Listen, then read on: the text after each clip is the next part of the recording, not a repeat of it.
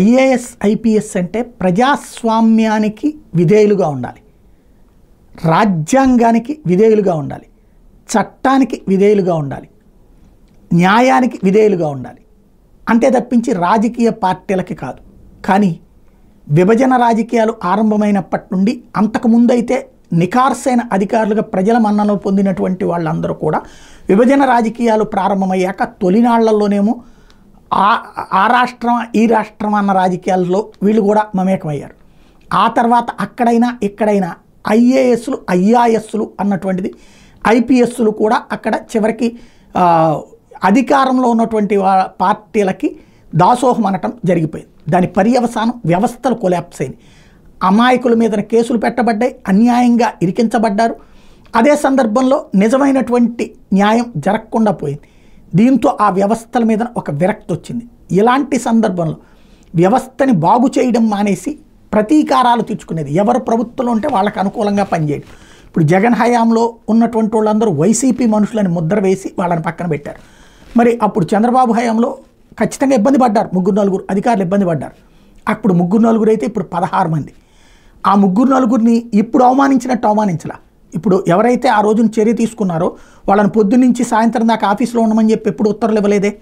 గతంలో ఎవరైతే సస్పెన్షన్కి గురైన అధికారులు లేకపోతే కనుక పనిష్మెంట్కి గురైనటువంటి అధికారులు అటాచ్ అయినటువంటి అధికారులని పొద్దున్నే 10ంటికి వచ్చి సాయంత్రం 6ంటి దాకా ఆఫీస్లో కూర్చుని పో అని చెప్పి రాయలేదే ఆ రోజున. కానీ ఇప్పుడు అట్లాంటి ఉత్తర్వులు ఇచ్చారు.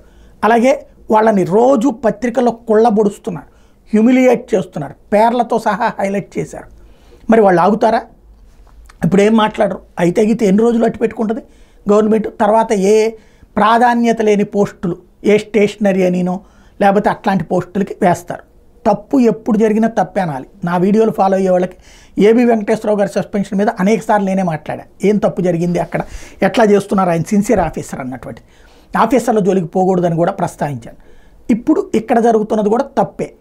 ఇప్పుడు ఈ ఐపీఎస్ అధికారులు రేపు పొద్దున వీళ్ళు ఒకవేళ ప్రభుత్వం మారితే అప్పుడు ఏం చేస్తారు? అప్పుడు వీళ్ళ తీరు ఎట్లా ఉంటుంది? బలవంతంగా మనం కొంతమంది ఐపీఎస్లు అంటే వాస్తవంగా ఇదివరకు జగన్కి పెద్ద ఐఏఎస్ ఐపీఎస్లో పట్టుండేది కాదు. ఎందుకంటే తెలుగుదేశం సుదీర్ఘకాలం పాటు అధికారంలో ఉండటం, జగన్ది కొత్త పార్టీ కావడంతో అతనికి పట్టు దొరకనే ఇతర రాష్ట్రాల నుంచి చివరికి కేంద్ర సర్వీసుల నుండి తెచ్చుకున్నారు చాలామంది. అలాంటిది ఇప్పుడు వీళ్ళని హ్యూమిలియేట్ చేయడం ద్వారా జగన్ చెప్పినప్పుడు చేశారు అంటే ఖచ్చితంగా ఇప్పుడు చంద్రబాబు చెప్పినట్టు చేయట్లేదా అధికారులు? ఈ 16 మందిని వేధించమంటే వేధించట్లేదా? అలాంటి పరిస్థితి వాస్తవంగా వాళ్ళకి వాళ్ళే తప్పు చేసుకున్నటువంటి. ఇప్పుడు రేపొద్దున పవర్ మారినప్పుడు ఏమవుతుంది? వీళ్ళు బలవంతంగా ఇంకా రేపొద్దున జగన్ మాట కూడా వినరు. వీళ్ళు విచ్చలవిడిగా ప్రతీకారం తీర్చుకునేటటువంటి పరిస్థితి వస్తుంది. ఆ స్టేజీ రావాల్సిన అవసరాన్ని లేదా అప్పుడు ఇదే పార్టీకి సంబంధించినటువంటి వాళ్ళ మీదన వేధింపులకు పాల్పడ్డా ఆశ్చర్యపోనక్కర్లేదు. ఏం జరుగుతుంది అప్పుడు? ప్రజాస్వామ్యాన్ని మనం పరిరక్షిస్తున్నామా, చివరికి గూండాయిజం వైపు, రౌడీయిజం వైపు, అరాచకం వైపుకి తీసుకెళ్తున్నామా? వ్యవస్థల్ని చిన్నాభిన్నం చేయడం కరెక్టా? ఆలోచించుకోవాల్సి ఉంది.